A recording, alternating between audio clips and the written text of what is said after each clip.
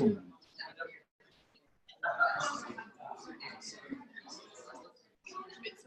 plenty of room up front. Come on down. There's lots of room. I won't leave the chair this whole time, I promise.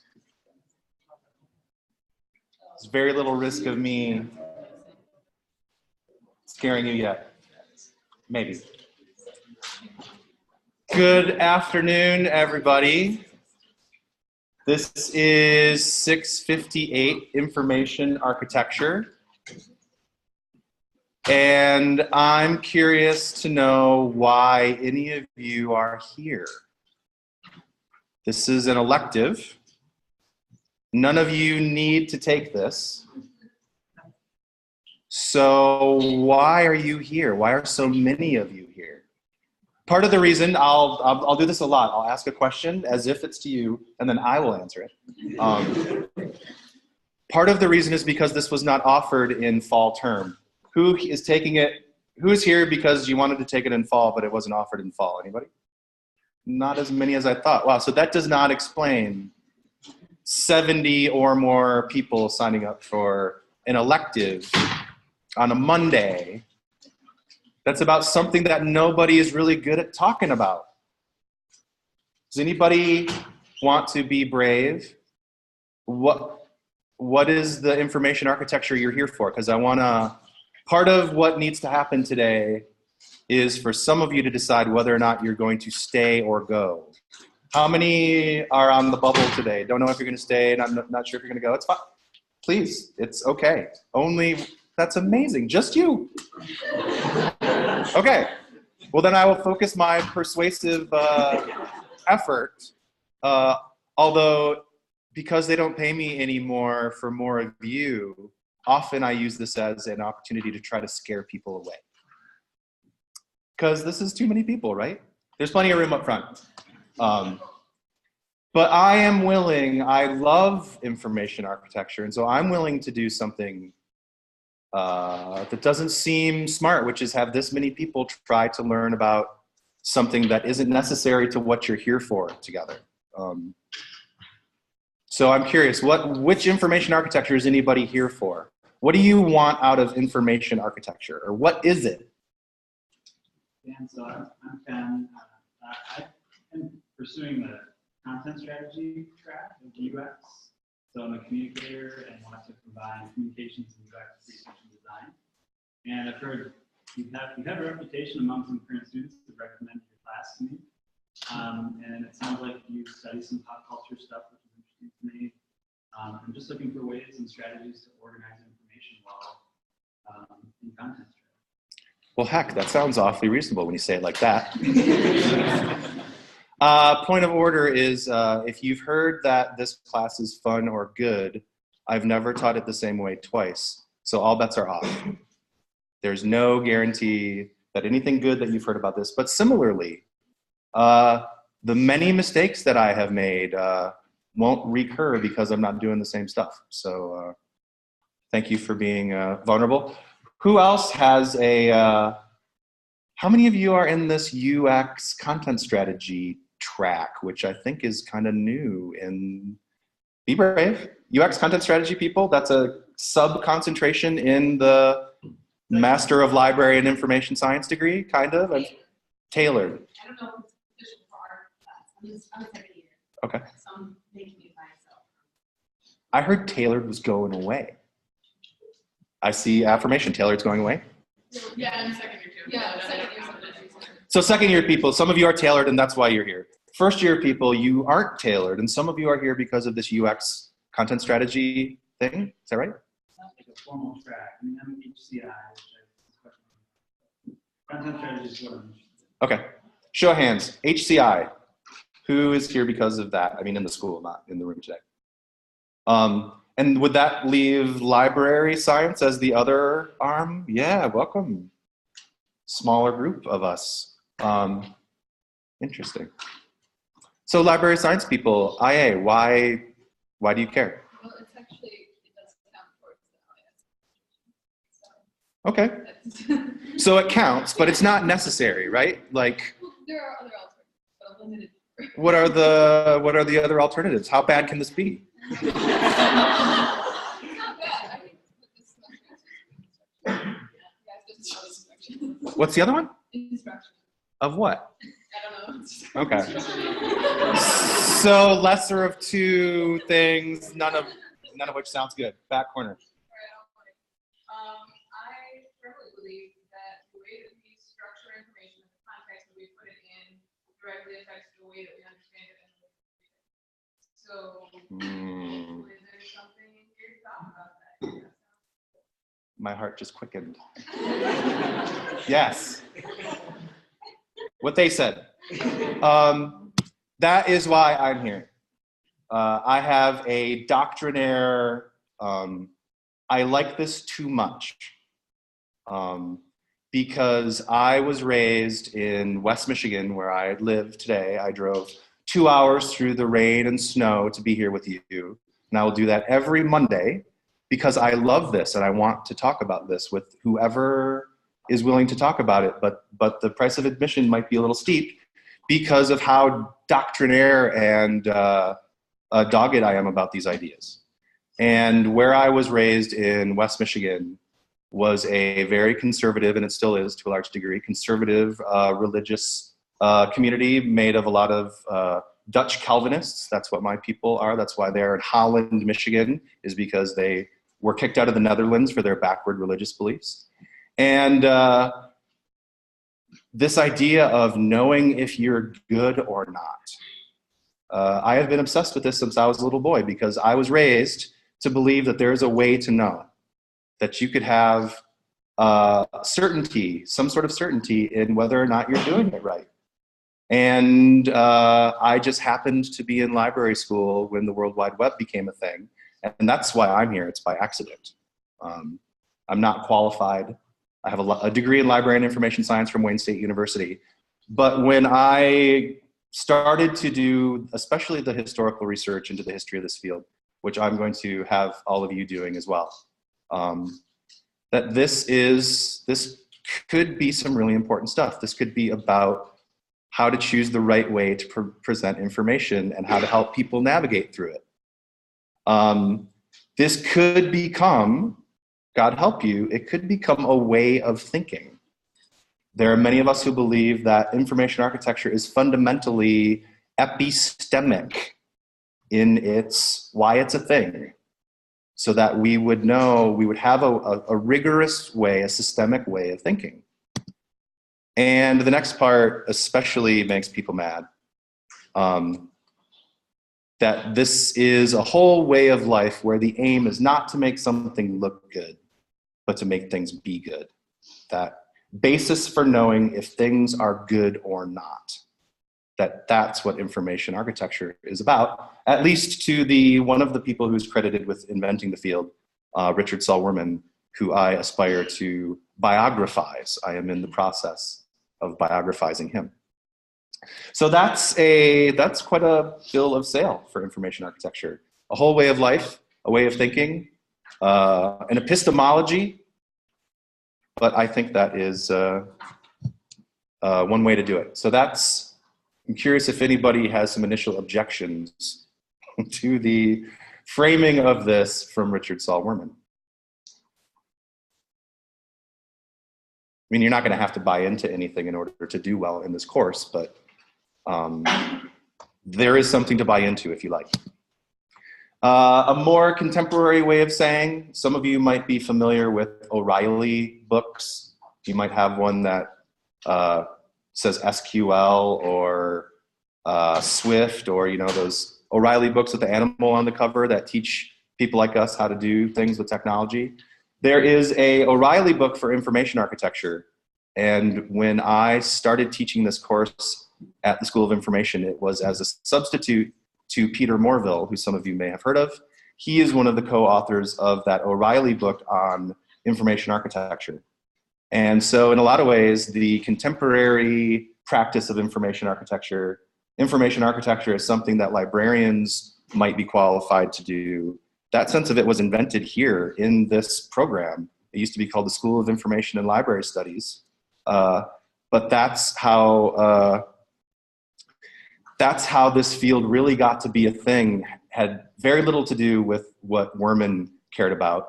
And we'll have a chance to meet him in 2 weeks via Skype or whatever the online meeting modality is.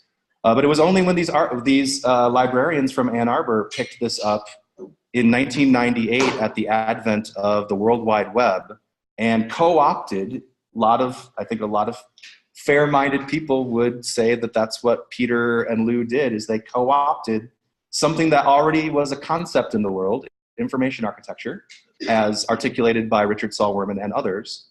And in the face of the World Wide Web becoming the pervasive environment where everybody has to do life, like real life, no longer optional. You have to interact with these information environments. The guys who really made a go of that came from this program, and we can be very proud of them for having done that.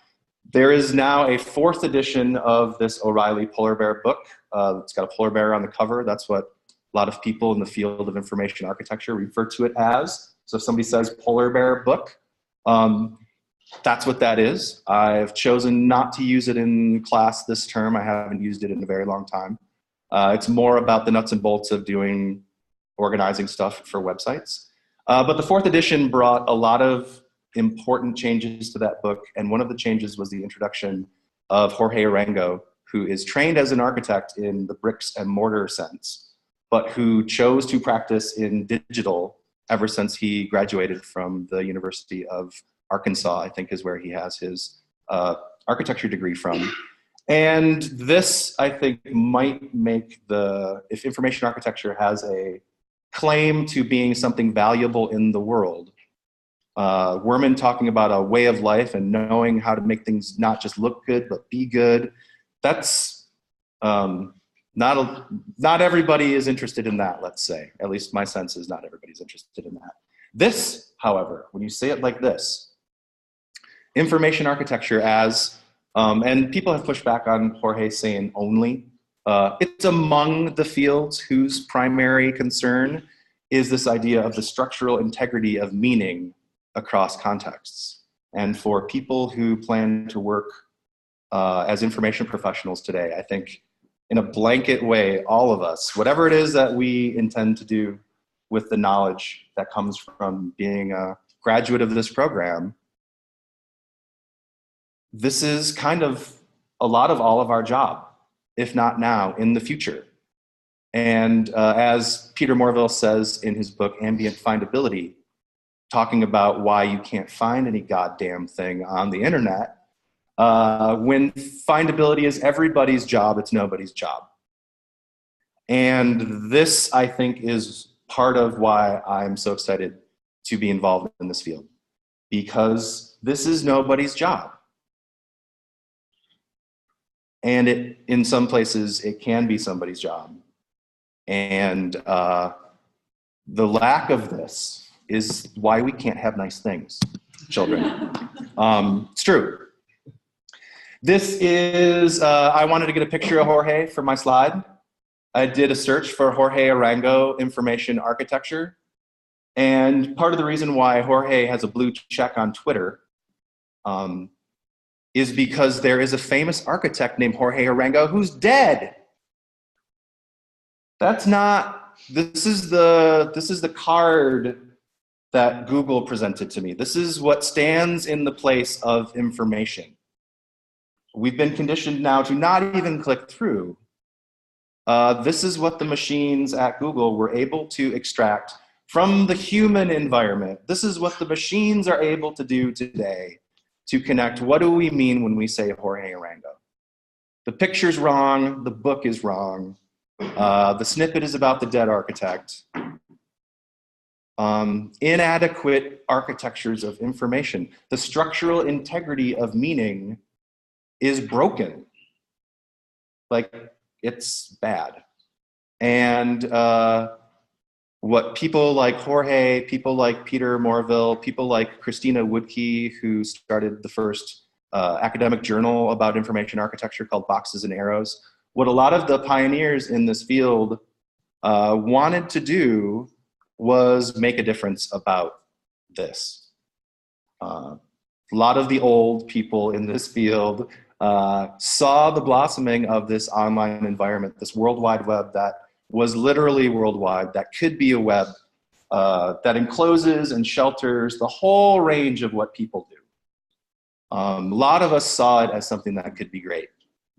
And a lot of us are despondent in our old age to see how little anything we actually have, how terrible all this stuff is. And many of us, there is no, in France, because the French society and language have a lot of governance on them, the job information architect became recognized by the French government back in the early aughts, and there's a master's degree in a university in Lyon where you can get a degree called information architecture. But really, there is no standard disciplinary background for people who do this. Library and information science is a great one.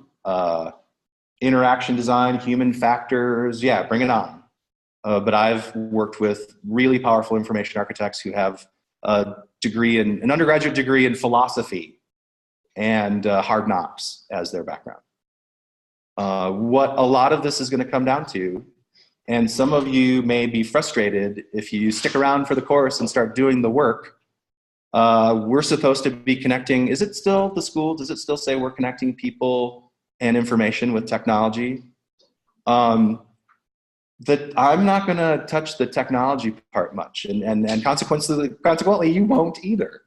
And you may be frustrated by that. It's the information part and the language part in particular, where a lot of people who are good at visual design or graphic design or software were able to find a home in building digital products and services under the title interaction designer, UX designer.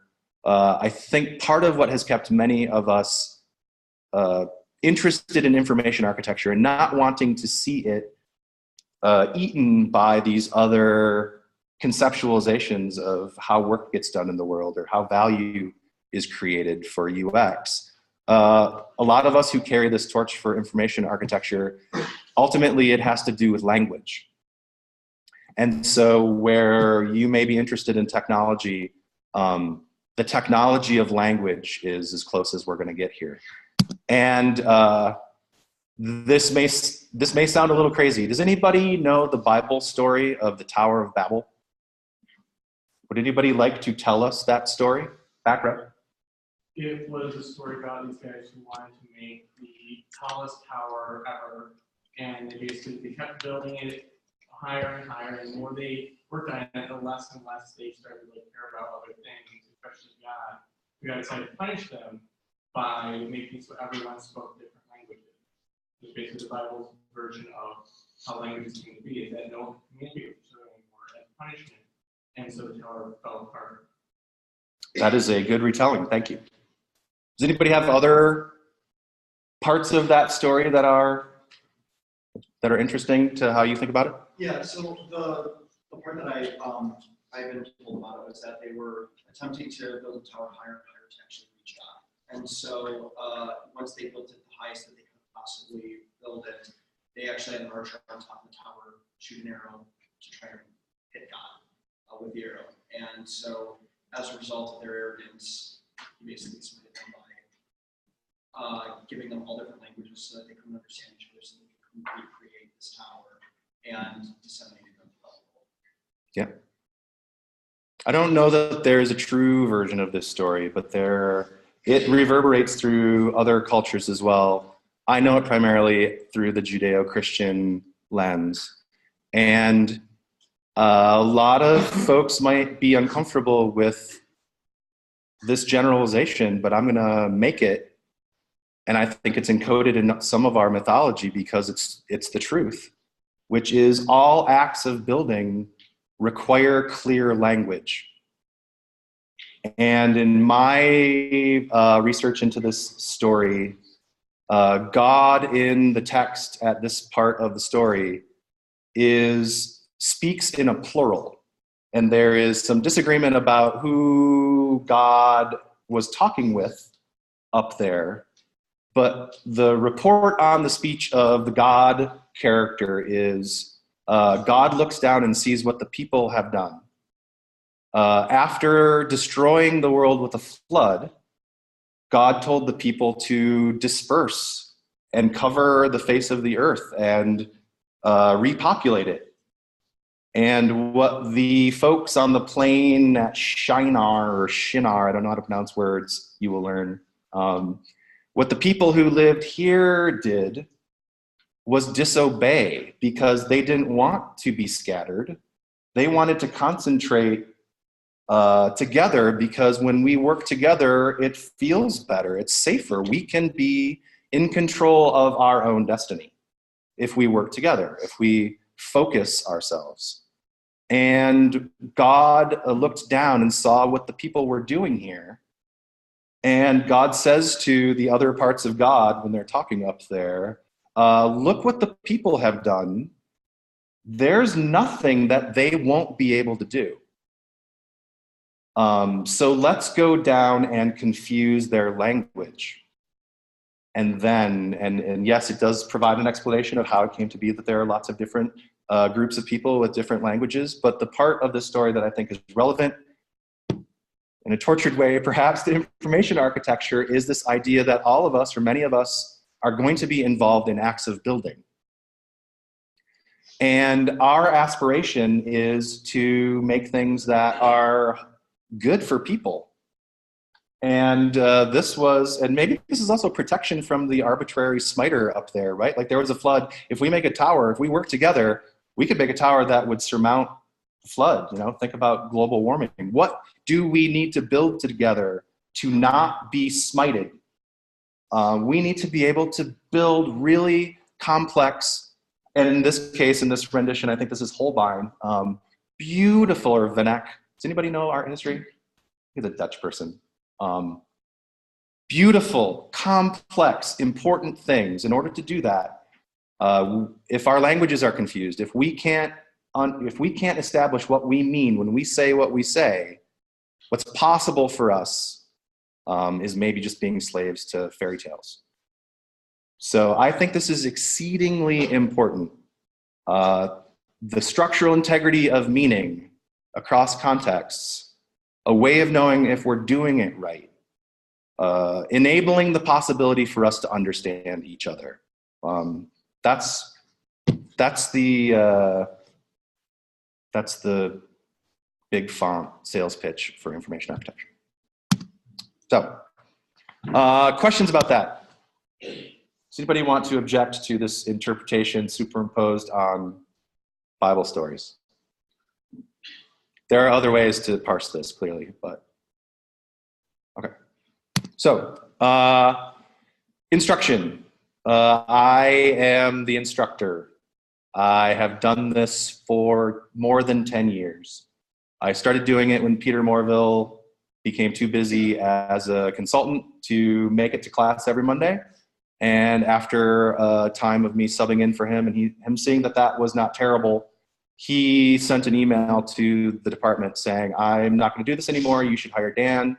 And in the grand tradition of nepotism in higher ed, there was no job requisition. There was not a search for the qualified instructors of information architecture.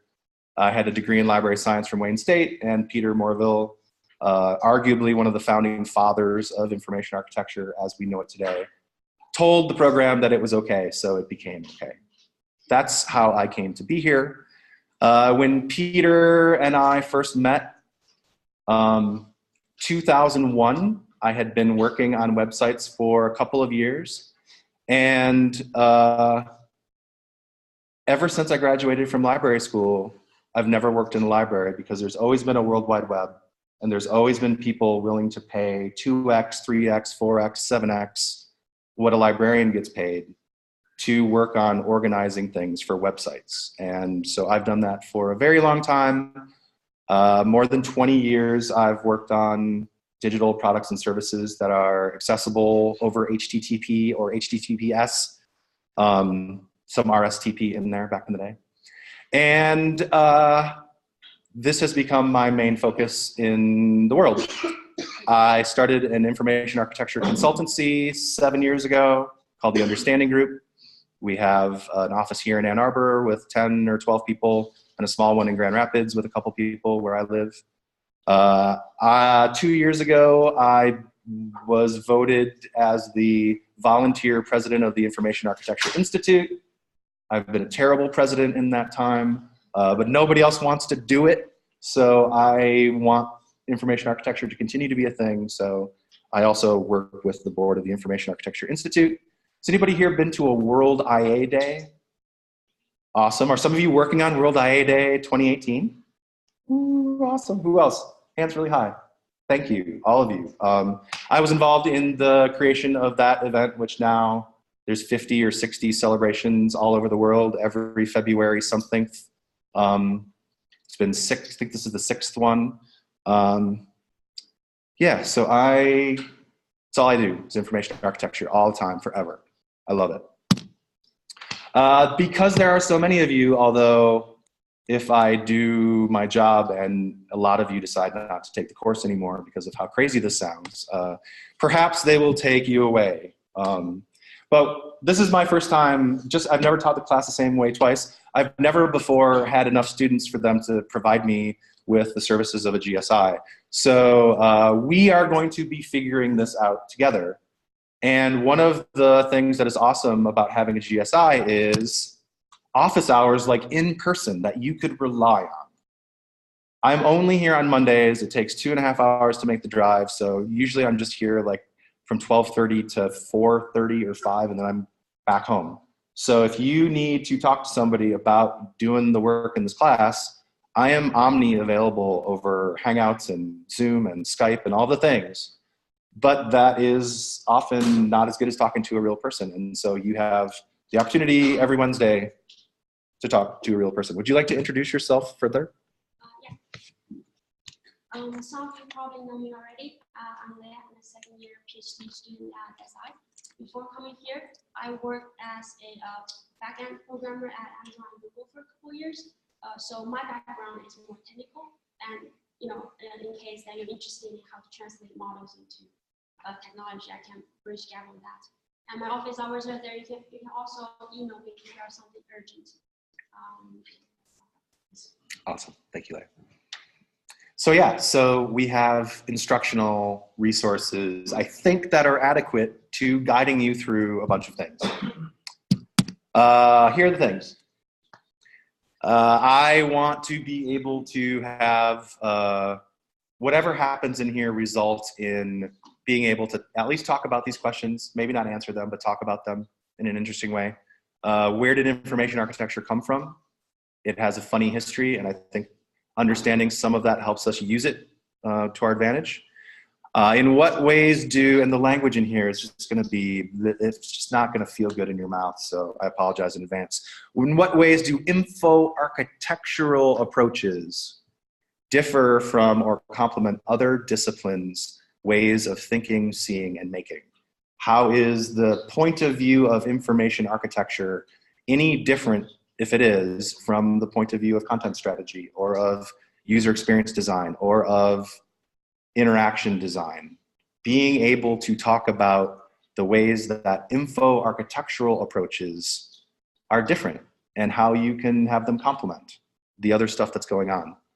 Very rarely, unless you work for me, would everything you do only encompass information architecture. So reconciling it with other disciplinary ways of seeing is awfully important.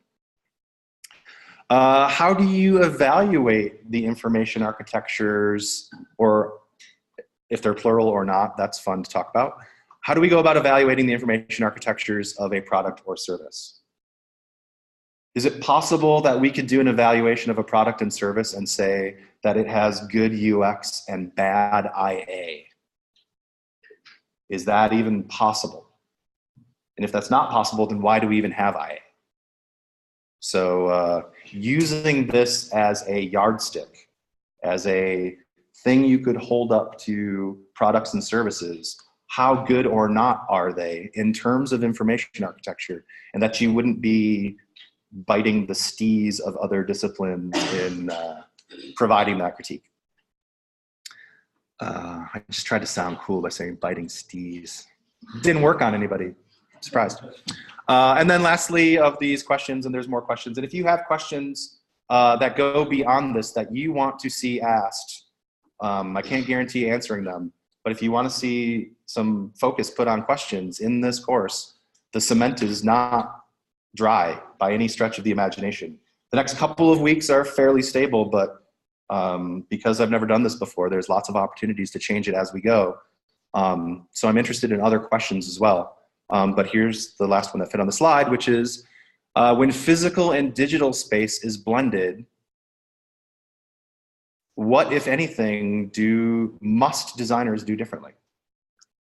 Augmented reality, mixed reality, that is something that is happening whether we like it or not. So we'll pay some attention to the differences between physical and digital space to the extent that there are some of those, and try to understand what we must do based on those differences. Any questions about these questions? Objections to any of these questions? Okay. Learning objectives. First one, use info architectural methods to identify the objects and describe the relationships in a complex information ecology. Man, if you can learn how to do that, you can bring value on minute 2 of day 1 of almost any job in technology. The things in the world and the ways that they relate to each other is inadequately described everywhere. I'm just going to say that as being axiomatic. It's not really true, but it's mostly true. I'm amazed, and as a consultant, I have to not indict the client when we ask the question, but I always have to ask the question so that we don't redo work that's already been done. But my gosh, almost every client that we work with has inadequate description, definition of what are the things and how do they relate to each other. I've worked on websites that get 1.5 billion visits on an annual basis. I've worked on websites that have more pages than any known technology can crawl, where they have 6 or 7 content management systems and cannot make a machine spider its way across every link and build a picture of the system. These things are really, really overly complicated because we don't know how to deal with the complexity. And what being able to use info architectural methods in identifying objects and relationships in a complex environment, that is unbelievably valuable as decision-making support, as a companion to development. If you can learn how to do that, my gosh, you will create value wherever you go. And in order to do that, part of the method of that is modeling. And we're going to learn a couple of different ways of doing that. To conceive and construct models at varying levels of abstraction. Not only do we need to learn how to make models, but we have to use more than one almost all the time, because being locked into one point of view into a complex product service ecology isn't good enough. They're too complex. If I took you to the front of this building and we tried to talk about everything that this building does without going around to the other side, we would miss it. We might even miss out on the whole that there's students eat here, right? Like, this is a complex environment. We need to be able to model it. I don't know why I'm asking you to agree. I'm just going to tell you, we need more than one model, and we need different levels of abstraction, different altitudes, if you will, of flying over the territory to understand it. And that's something, again, I don't think the other disciplines involved in making complex products and services have the time or the interest in doing that. And some of us do, some of us can. So we make those models at varying levels of abstraction in order to understand how the representation and organization of information creates new information. This is one of the most brilliant because of how dumb it is, breakthroughs in Werman's conception of information architecture. And I've had the pleasure of watching people's minds be blown when they run into this. That what is possible to understand changes on the basis of how information is situated. It's crazy. Like, it's the same information. And in a listicle, that information has different meaning than in a paragraph and in a bulleted list. So the idea of formats and presentation and arrangement and how that affects meaning and how it creates new information, we need models in order to understand that, and we'll learn how to do them. And then lastly, but certainly not least, I think this is the genesis of all information architecture, really, comparison. Evaluating one structure relative to another in terms of comparison. It's the most basic kind of analysis that we do. We're really good at it. And these things that we have, these bodies, we respond to difference in the environment. Sub-second speed, millions of neurons firing off, looking at comparing differences. So we'll do some of that. Does anybody have a learning objective that is not encompassed by these bullet points? Yes. I guess the thing I'm not objecting to most, but just thinking about most, is what is good and right is subjective. So how do we defend, maybe for your consideration, you could help us understand how we defend design decisions in saying that they're good and right. Yep. Yeah, I can't do anything for you right now about that. But one of the things that you'll learn, there are 4 architects in the textbook. 2 of them we're going to be focusing on, Werman and Alexander.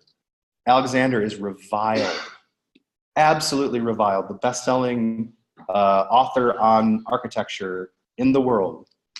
Reviled because he has the audacity to say that if something's good or not is not a matter, something for each of us to decide on our own. That there is something objective about the truth of whether the situatedness of things in space is good or not. And you will have the opportunity to be infuriated by this man's ideas. That's one of the things that I will help you with, is dealing with that point of view, right? That what if somebody posits that there's a right way? Werman does not believe that there's a right way. He believes that there are good ways and we can know when they're good. So that one might be a little more comfortable for some of us than there's a solid objective basis for good and bad in building. But we'll learn about that too. Yes? I was going to say, kind of, there's a question since I know someone who works in field usability and who works in some of this stuff for a living, is that what they kind of said is the best way to, like, the best for that is to design it for the user, that's best for the user. So, you know, there are a lot of times, particularly in the field, where you get a company saying what they want and you have what they want. But in the end, it's what the user finds best is what is the best, because the user is the person using it. So if they don't like it, then it doesn't work. Does anybody else run into that as a normative, another fancy word, sort of a normative standard for digital products and services through the lens of user satisfaction? A couple of us have seen that as, yeah, that's definitely a real thing in the environment and something we will talk about. How do the bases for making these evaluations in terms of information architecture rely on or not rely on the end user's perspective on anything? Yes? Sometimes not even the end user is the decision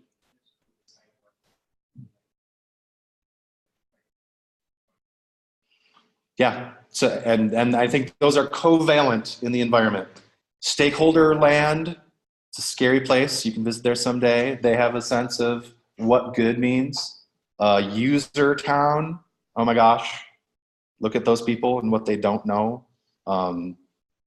Yeah, those are 2 places you can reach for to say, no, what I did is good because, or maybe because. So yeah, we will grapple with those. Coursework. I just want to come here and talk for 13 weeks and not have to do it, grading and stuff, but they won't let me. So there has to be grades and there will be group projects, and it's going to suck because there are so many of us, right? We're going to have 10 groups of, we're going to have insane group. We're going to need a lot of groups. And my intent is for groups to be able to sometimes do work during class time. And I will show you in the schedule where I approximately think that's supposed to happen. I've asked the department for space, but getting 5 additional rooms or 4 rooms in addition to this one at certain times for certain blocks of time, it's hard apparently. So that part is we're just gonna have to deal with that. I do not yet know how many groups we will have or how many people will be in them. And because we do not meet next Monday, because I've only just begun talking about how weird all of this is, it's possible that a lot of you will drop off and that 2 weeks from now, I think the registration needs to be nailed down, like from the SI registrar standpoint of what's kosher for drops and ads and things. So we will form the groups 2 weeks from today, but there will be groups. There just will be. And it won't be the same for each of these main projects. You will be grouped differently for both of these. And then there is a participation wildcard here, 10% or 10 points, depending on how you want to think about this. And World IA Day is February 20, help me out, 4th, a Saturday. And if you go to that, and if you then tell us somehow that you attended, you will get all of the participation points. And if you don't want to give up a whole Saturday to going to World IA Day, then you're probably going to have to talk and stuff in class. That's how that works. So could be very simple though. And for those of you who do both, my gosh, you could get extra credit. There are 110 percentage points in this world. So proceed with caution. Okay, so the projects. Again, never done this before, have no idea if this is going to work. And because my interest as an information architect is more about language and the relationships between the names of things, the relatedness of named entities in a complex environment, the first project is going to be around voice interface to an intelligent system. And the what you all will be working with as the input to the system is this. Not just this, but along the lines of this. Diane, 9 a.m. Preparing to board flight 210. Commuter flight, 15-seater. Arriving in Spokane at 10:15 a.m. One meal, breakfast. Eggs, sausage, toast, jam, juice, and the usual coffee-scented hot water. What airlines do to coffee shouldn't happen to a dog. So I'm packing a hot thermos in the commissary. Case number is 11219er. You'll have a copy of the file on your desk by the time you receive this. Victim, 17-year-old white female, dead, bound and wrapped in plastic. Cause of death, unknown. Says here she was the homecoming queen. Second victim discovered alive was found across the state line, which is why it's our business now. Suspects are in custody. We'll assess their value upon arrival. Diane, I understand the air is so clear out where I'm going that you can see across 2 states when it's not raining, which is most of the time. So I've packed a pair of the businessman's friend, totes for the feet. I've been scanning active files for the region. No possible correlation to a murder last year of one Teresa Banks in the southwest corner of the state. Add all the trappings of a serial killing, except for one, a second body. Maybe this is it. Teresa Banks died a year ago, almost to the day. Did anybody watch this? Twin Peaks, at least season 1? You will not be required to watch this as part of the class. It is an awfully gruesome, at times, piece of art. I'm gonna help protect it from being hated on for, you know, doing what media do, which is use pictures of women's bodies to sell, you know, the story of brutalization of women to sell advertising for a TV show. There's lots of reasons why this is bad. And I don't feel comfortable asking you to consume this show and watch episodes or what have you. Why I'm interested in this and why you will be given parts of the script where this guy, Dale Cooper, is talking into a tape recorder. For those of us who watched the show back in 1990 when it first came out, we didn't even know if there was a Diane. It was a strange part of the show. The nature of what he says into this tape recorder, if it's to relay information back to somebody at the office to help him solve the crime, sometimes, like the thing about what airports do to coffee, like there's a lot of strange signal in what he's talking into this tape recorder. And through the development of this as a series, we learned just this past year there was a revival, a third season, and we learned that Diane is a real person. We're not going to get into any of that stuff. What I think is helpful and interesting here is what would it take if we fast forwarded in time? What if we said that there was an artificially intelligent crime-solving system at the FBI called Diane? And let's presume that everything that is given as a voice instruction is something the computer could use to help bring justice to injustice in the world. So we're going to, in our groups, you will each get a chunk of the dialogue, or the monologue rather, the what Cooper says into the tape recorder. I will give each of your groups a chunk of that, and you will build a model of the relationships between the entities in that piece of voice instruction, with the idea that maybe it could then be consumed by a machine.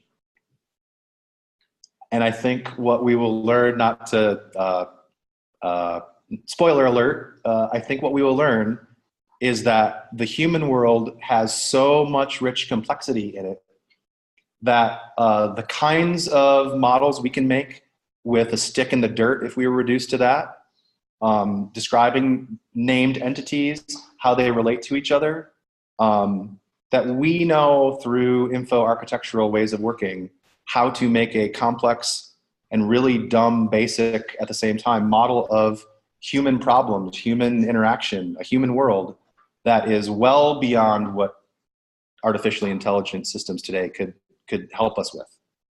So we're going to make models with the idea that they would be used by machines in order to figure out if the richness of description that we can do naively and dumbly is on par with what machines want. Is it more than what machines can take? Is it I'm completely wrong and machines can just like gobble this stuff up? I don't know.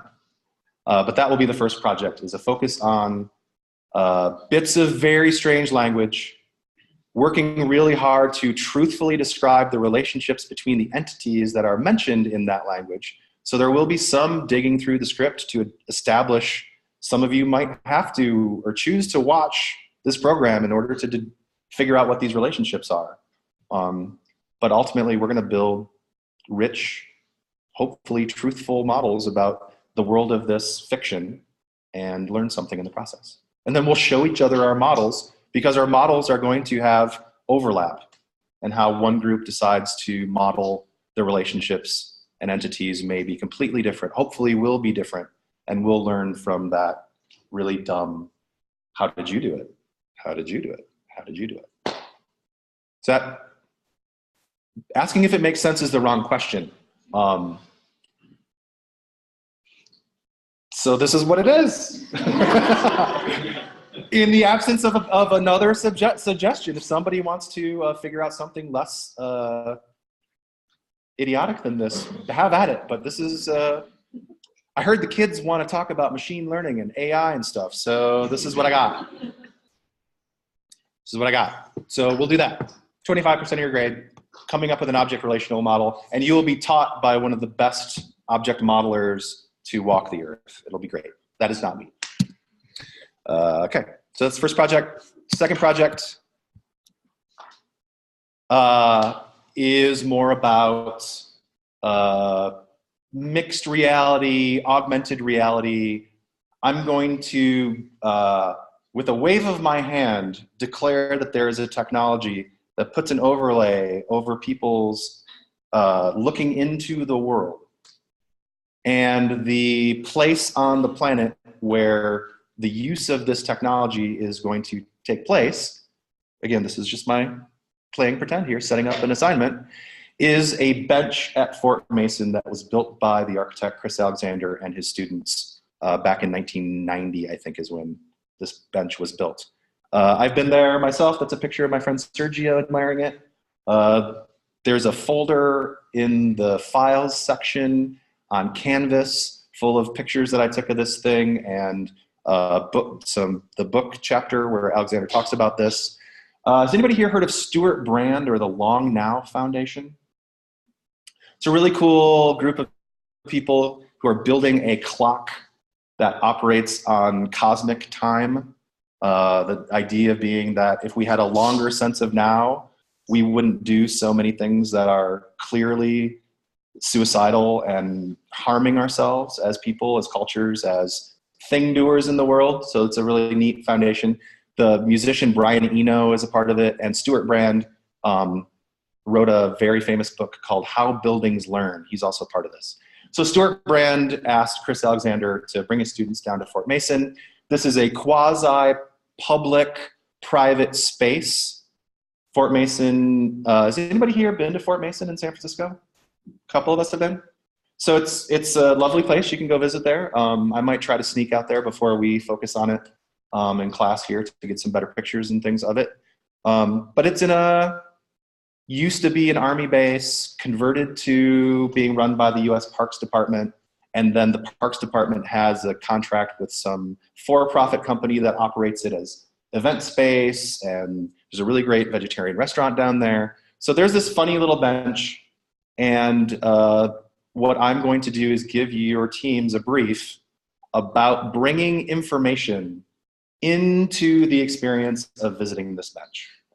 And I'm not sure yet what the nature of this brief is. I want to get through the first project and get a feel for how we work together before I actually design this. But the long and short of it will be you all will have a brief, same thing you're trying to do, same requirements, and your groups will rationalize what kinds of information you would bring into a visit to Fort Mason for the users of this overlay technology.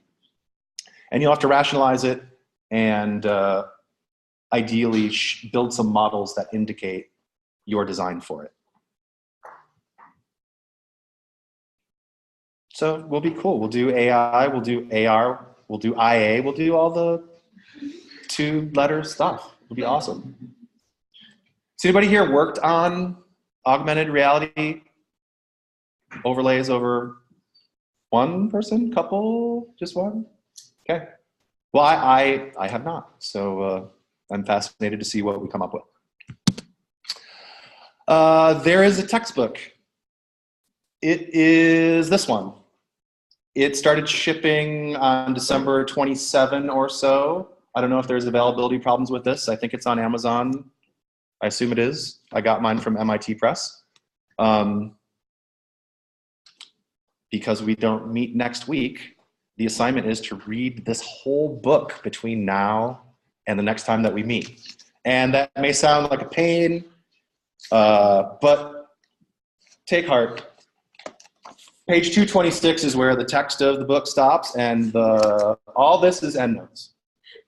And they're awesome endnotes. Please don't take this as license to not care about the endnotes. But this task of reading what Molly does, Molly Wright-Steenson, she worked at Netscape way back in the day, right when Netscape first became a thing. She worked at Adaptive Path, which is an UX design consultancy many of you have probably heard of. She is an architecture historian at Carnegie Mellon, and she has sort of knitted together the historical threads through Christopher Alexander, Richard Saul Wurman, Cedric Price, and Nicholas Negroponte about how architecture and technology co-emerged together, and the relationship between UX, AI, and the work of these architects. So that's the textbook. I doubt the library system has it yet. Maybe they do. Yeah, and I don't know how to put things on closed reserve because I never learned how to, and that's a failing on my part. It's not hard? See? Yep. Yeah. So I didn't do that again. Part of the reason that I can't remember the last time I assigned a book that anybody would have to buy.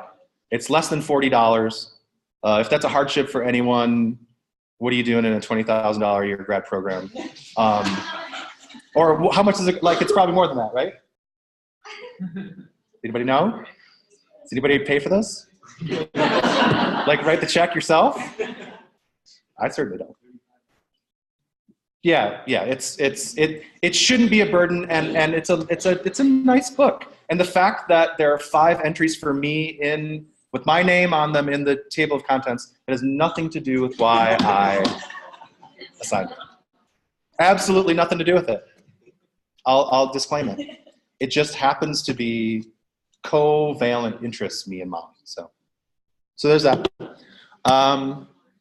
There are a plethora of other readings, and in the work plan for this course, each class session has a reading coordinated with it, and my expectation, my hope is that you would have read it prior to the class session so that we can talk about it together.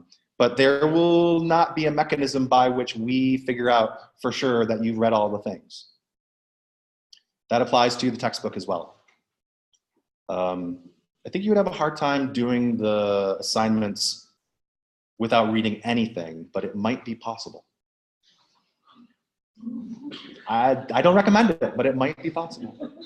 Again, I've not done this before, but there's a lot of things to read, and most of them are groovy. Probably the one that's a little bit funny is there is a short, I don't know if it's a novel or a prose poem, called Invisible Cities by Calvino.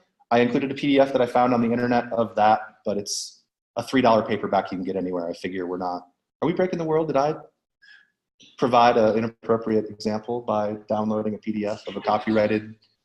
I'm seeing some people let me get away with it. So if you feel bad about that, order one from Amazon. You can get a used copy for $2, but there's a PDF of that.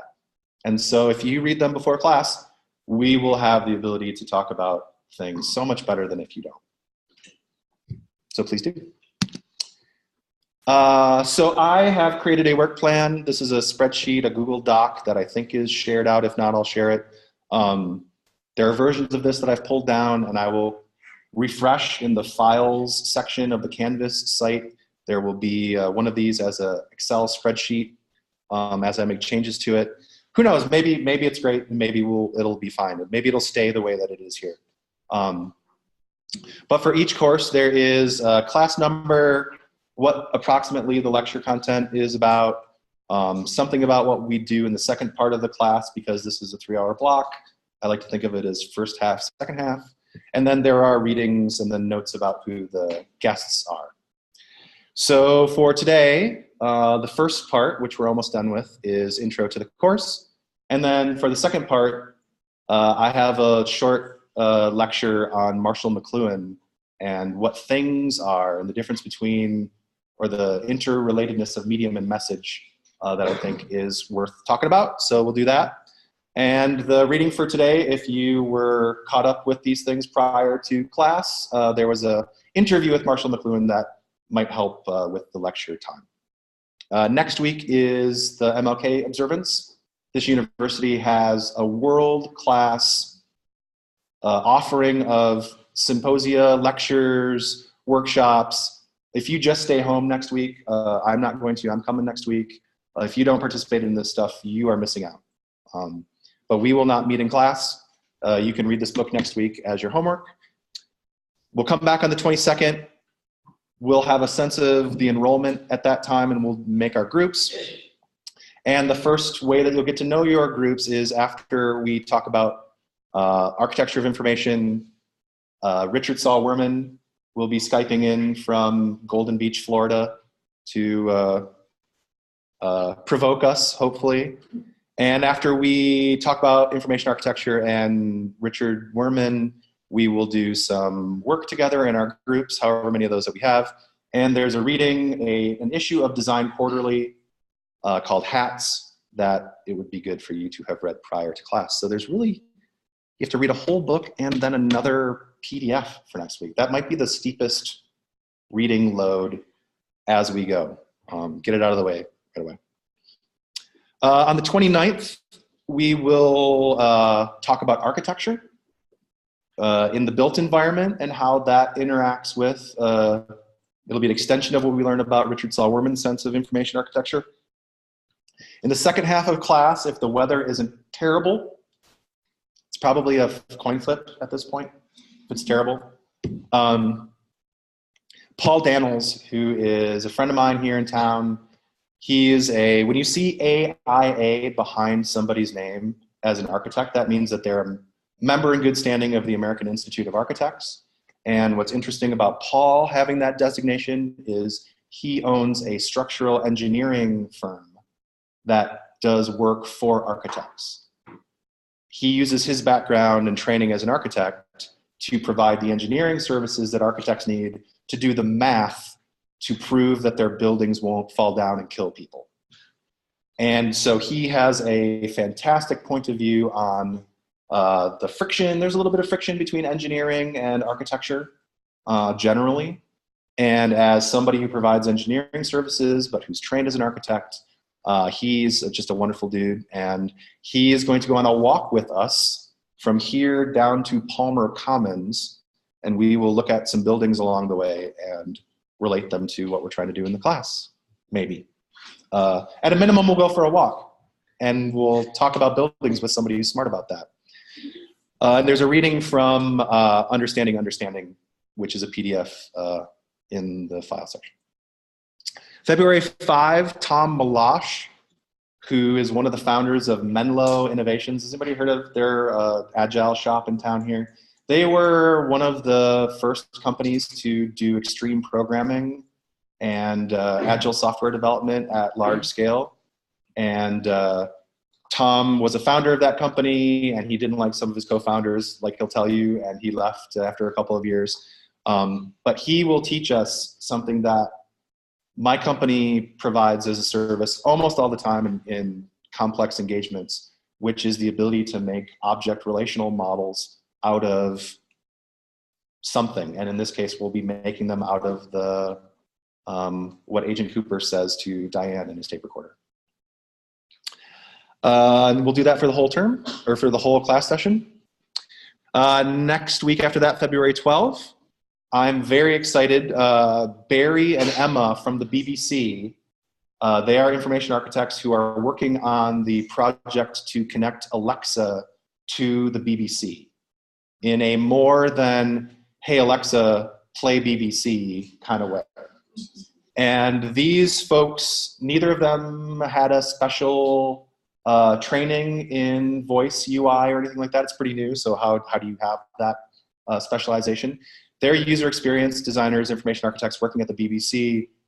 This thing, Alexa, becomes something that the company wants to provide services for, and these folks are working on that team. So they're gonna, I think it'll be great because they had to do the thing, the naive trip from, I know how to make a user interface for SharePoint, blah, blah. How is that different when we just have voice? So they'll talk with us, and then you'll meet in your groups to work on those object relational models for your chunk of that script. And we'll also talk a little bit about Invisible Cities, which is a lovely book. Making sense so far? Questions yet? I think this gets us about halfway through. There's more. Okay. February 19 then, because there's so many goddamn groups and things, we're gonna have to use the whole time for you to present your object relational models. And I'm going to work hard to find a way to present those so that we can benefit from comparison.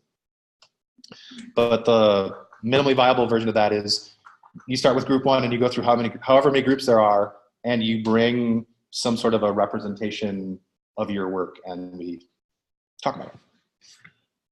Then it's spring break. Oops, I didn't need to. Yep. Then it's spring break. I think that's right. I'm often wrong with these dates, so if you see that I've screwed something up, please let me know. I think this is right, though. February 26th. Does that sound like spring break? Is anybody doing alternative spring break? Do you know if you're doing that yet? A lot of you. Hands higher. Please hit me up if you are looking for sponsorship to do that, because I think that's awesome that you're doing that. So we'll have spring break. Some people like me will just sit around. Other people will go help other humans. Some of us will feel guilty. Some of us will feel awesome. Some of us will be cold. Some of us will be warm.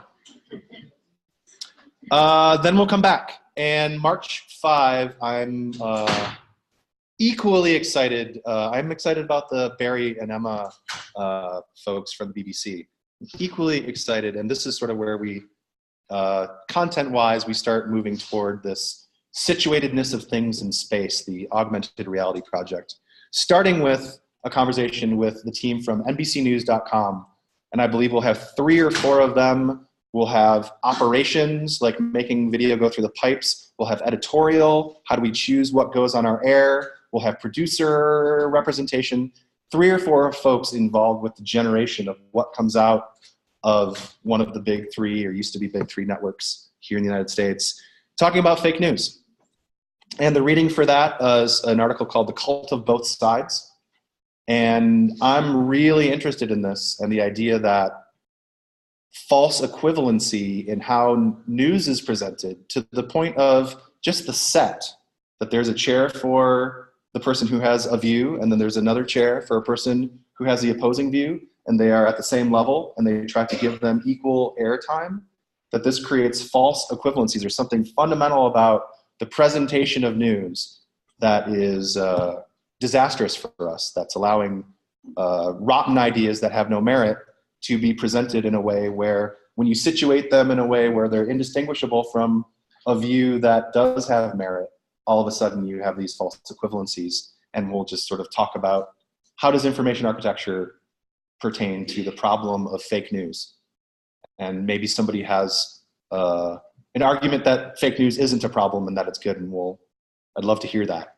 If anybody wants to start working on that argument now, I'd like to hear it. Yeah, so that'll take most of the time, and then we'll talk after the panelists go away. Week after that, March 12, we will start talking about Christopher Alexander and his theory about the order of space, and where when we talk about Richard Saul Wurman and the work of the first project, we're not talking about one right way.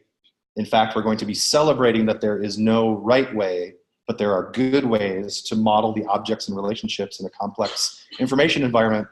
Here we will start moving into the dangerous territory. Chris Alexander was sued by the other faculty in the Department of Architecture at UC Berkeley. They pursued a lawsuit for almost 20 years against him to try to get him to shut his mouth, because he says that there is good and bad, and we can absolutely know. And that is threatening to the egalitarianism of the academy, the sense that all may believe as they like. This rubs right up against that. And so I'm going to enjoy very much sharing with you what I know of the work of Chris Alexander, and helping you work through your objections to it, of which there will be many.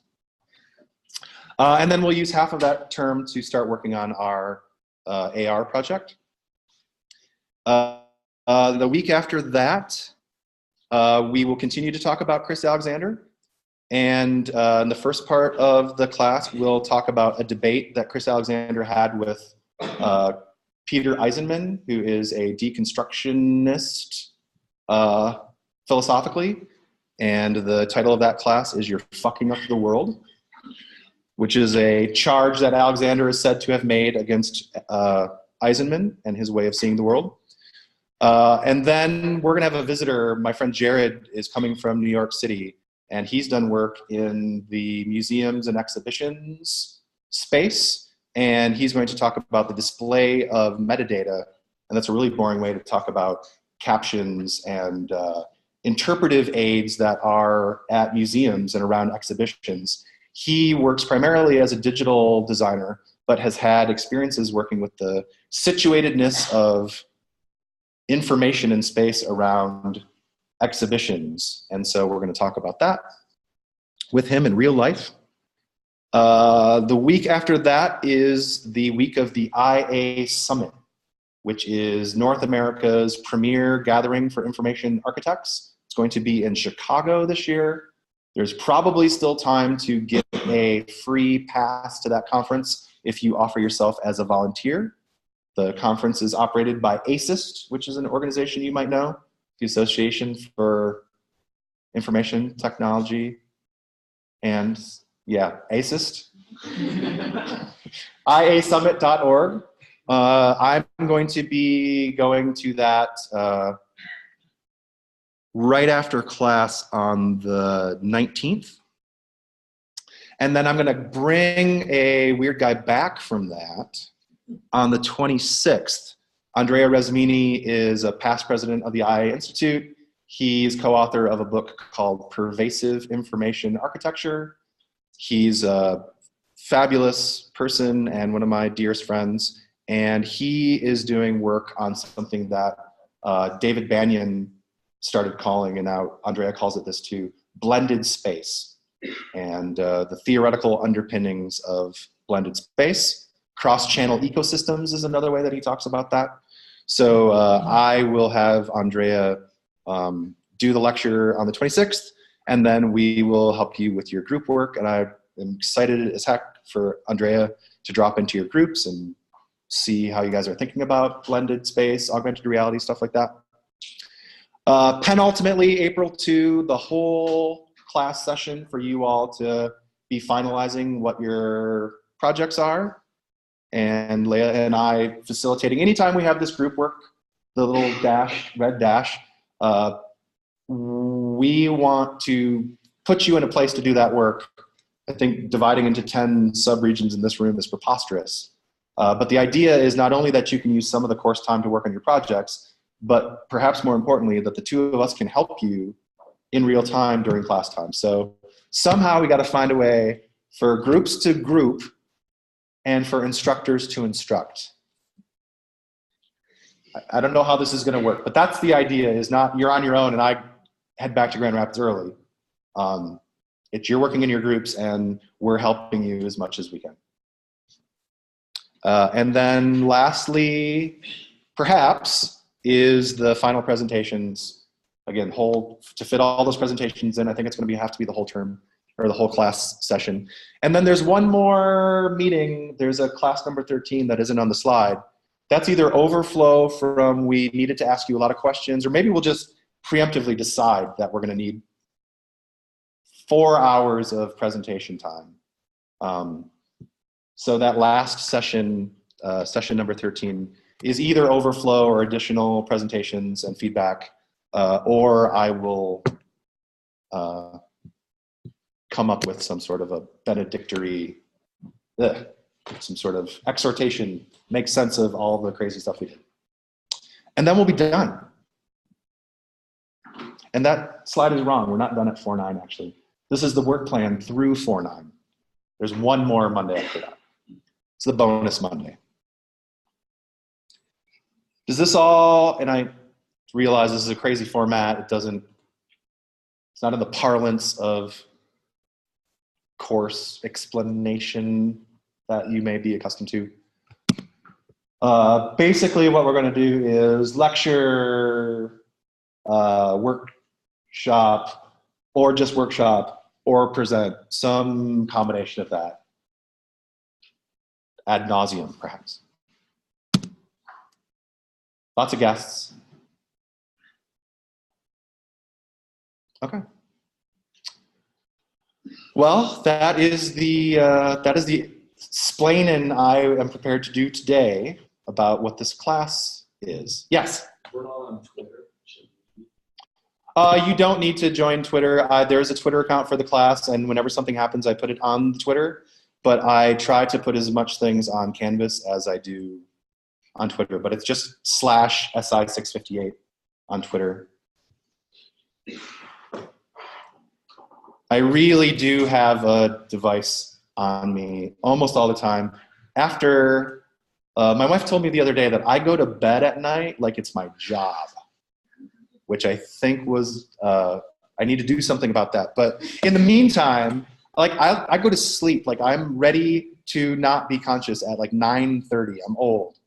So up until about 9 o'clock every day, this is on me. And if you have a question, if you need assistance in any way, just send me an email or send me a tweet or canvas a thing or write email. Like I have all the things. I'm trying to keep Facebook off of here though, so don't. I mean, if you friend me on Facebook, it's fine, but don't. That thing is bad for us. Other questions about how we do this? Yes. Just a question on, so you're going to be doing some lecturing for me to understand what kind of notes to take. Do you make your slides available after lecturing? Slides are always available. Recordings are always available.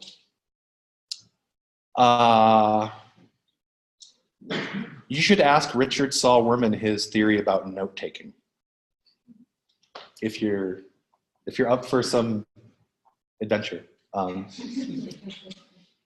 He thinks you can't listen when you take notes. So his advice would be close your computer, turn off your phone, listen.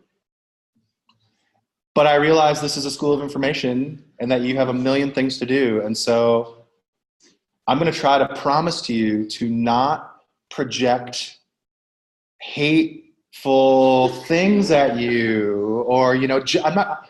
If you catch me judging you because you got your computer open and you have to like answer an email, please let me know because I'm trying to not do that. I'm trying to not let what I want, you know, change what other people do. But yeah, so if you want to take notes, you feel free to take notes. Yep. But if you want to incur the wrath of an old man, don't.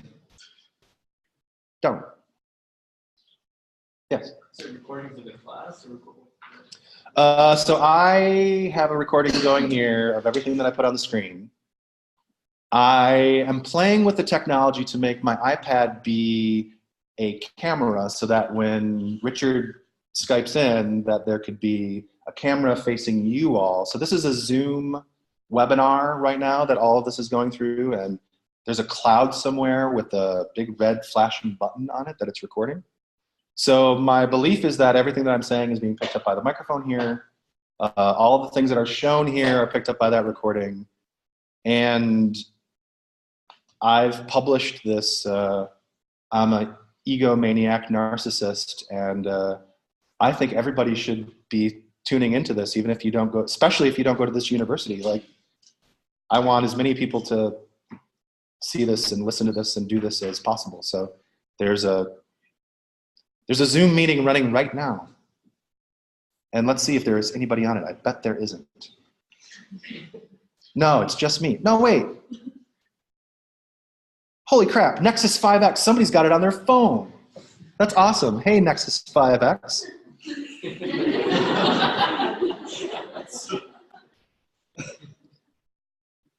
So yeah, so I think we might say things that are interesting, and so I want to record them. So I'm always recording. If there was a way to have microphones where you all are and not have that squelchy thing that we all do every time we do one of these stupid online meetings, somebody's volume causes it to make us all deaf. I would say let's all have our devices in this Zoom webinar, and then you could send a, doesn't Canvas do some of that? Like live polls and, yeah. I don't think we're actually going to do that. I had an aspiration a couple of cocktails and weeks ago.